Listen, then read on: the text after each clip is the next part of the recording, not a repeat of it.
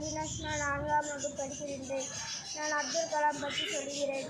இந்தியாவின் தலைசிறந்த விஞ்ஞானி, இந்தியாவின் 11வது குடியரசுத் தலைவர், இந்தியாவின் ஏவுகணை நாயகர் போன்ற பல பெருமைகளுக்கு உரியவர் டாக்டர் ஏபிஜே அப்துல் கலாம்.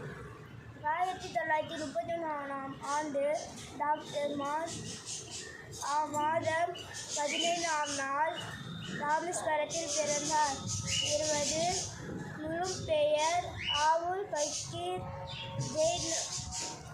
ஜெயினுலாபுதீன் அப்துல் கலாம்.